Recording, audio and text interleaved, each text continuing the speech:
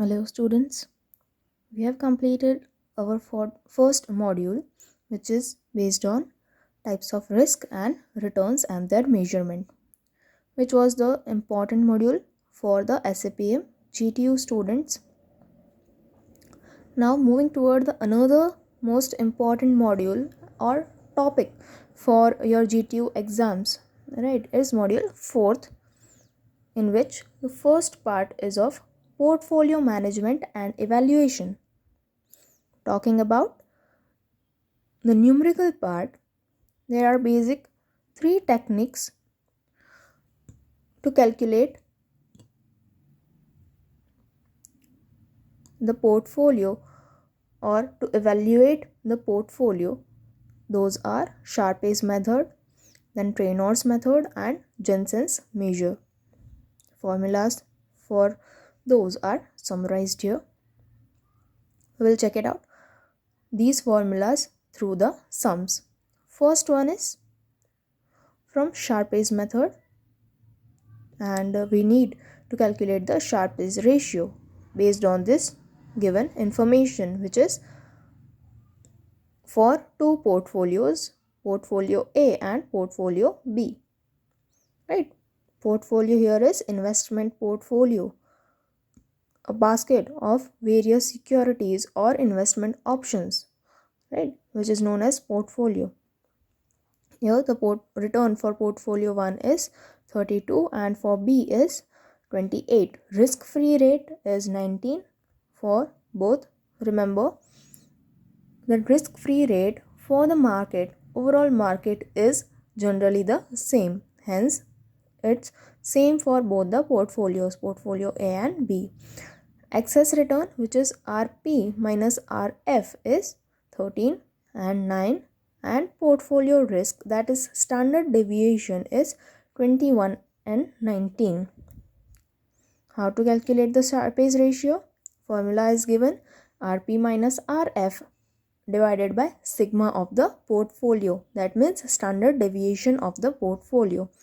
Henceforth, for portfolio A, RP is 32, RF is 19, and standard deviation is 21 given in the table, right? Calculating it, we will find out the answer as 0.62. For portfolio B, RP is 28, RF is 19, and standard deviation is 19. We will get the answer of as 0.47, right?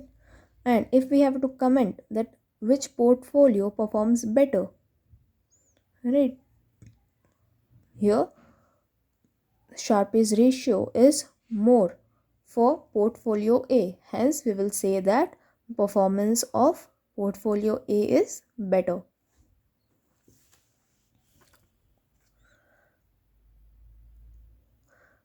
Second question is there. Here, four kinds of portfolios are given. Expected rate of return are given, and standard deviation for the same four portfolios are given. And other information is there. Market portfolio, for which the expected return is 19.50%, standard deviation is 14%, RF is, that means risk-free rate, is 16%. Right? Now, as there are multiple kinds of portfolios, we can solve this on tabular basis. Right? For portfolio A, Sharpe's ratio would be RP minus RF, that's 16, same for whole market, right, divided by standard deviation, that's 17, right. We'll do same for the rest of the portfolios B, C, D, and market portfolio. For the market portfolio, RP is 19.50, risk-free rate is 16, which is same for the whole market, and standard deviation is 14. So 19.50 minus 16 divided by 14 gives out 0.25. Right? Henceforth, we have obtained the answer for Sharpe's ratio. Second question is based on Trainor's measure. Let's check it out what the question says. It says that an administrator of a large pension fund decides to renew his contracts with three money managers. He must measure how they have performed. Assume that the administrator have the following results for each individual's performance. Market return 36%, risk-free rate is 30%, and beta is 1.22. Right? An administrator of a large pension firm wants to renew his contracts, right? And he has three investment managers.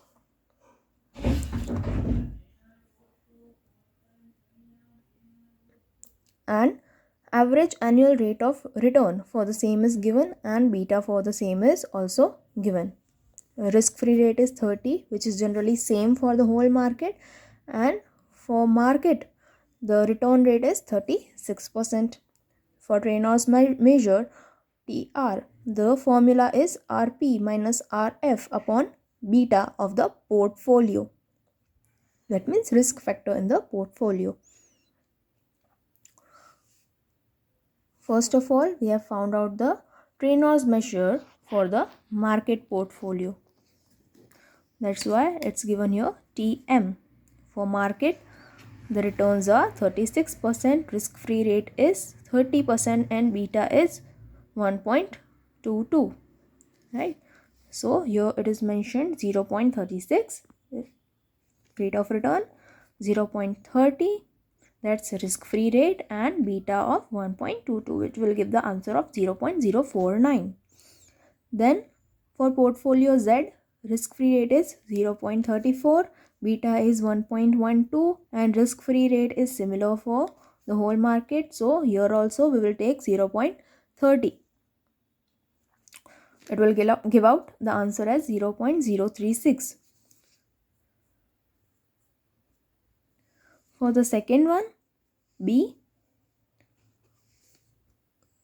rate of return is 0.38, beta is 1.27, hence it's 0.38 and 1.27, and risk-free return same for the whole market, right? It's 0.30, gives out 0.063. For Y, rate of return is 0.40, beta is 1.42, and risk-free rate of return is 0.30.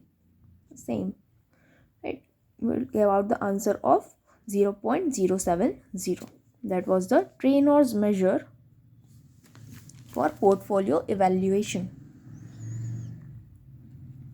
Now Jensen's alpha or Jensen's measure, right? Let's check it out, the sum for that.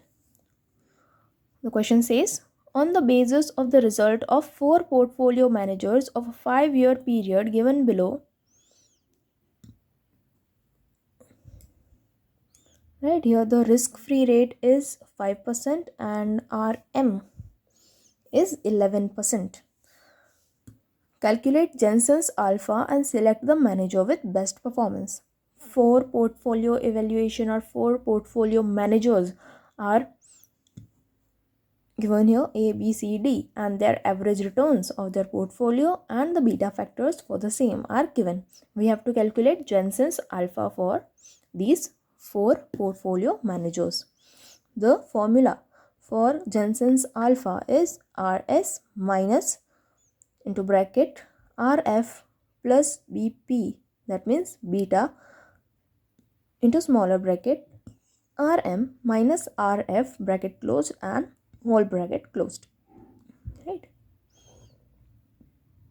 RS is basic return on this portfolio, which is 9 for A, 12 for B, 12 for C, and 10 for D, right? Then risk-free rate is generally same for the whole market, which is given in the question here, 5%. We will put it on here. Then beta factor for 4 managers, 0.30, 0.55, 0.75, and 0.40 are given here, right? Then RM minus RF, which is generally known as premium, right? So 11 minus 5, RM is given here and RF is also given here. So 11.5 will be same for the whole market, same for all the managers. Calculating this or solving these equations, we will get the answers for all the four managers, which is 2.2, 3.7, 7.5 and 2.6. Now an integrated sum for Sharpe's, Treanor's and Jensen's index. What the question says is,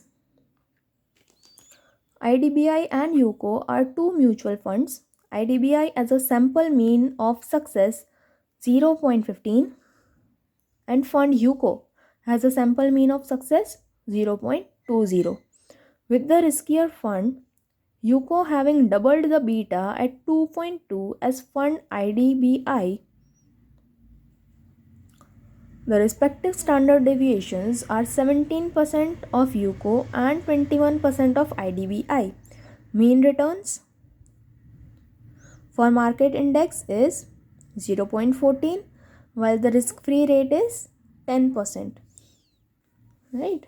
Here the RM is 0.14, risk-free rate is 10%. Right? Standard deviation 17 for UCO and 21 for IDBI. Beta 2.2 for UCO and half of that of 2.2 for IDBI. Returns 0.50 and 0.20. Right? Now, first of all, we have to find out the Jensen's index for each of the funds. The formula for Jensen index, we know it already, right? Return minus risk-free rate plus beta into bracket RM minus RF.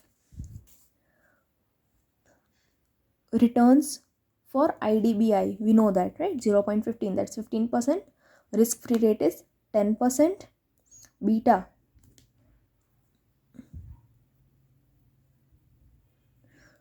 half of 2.2, that's 1.1.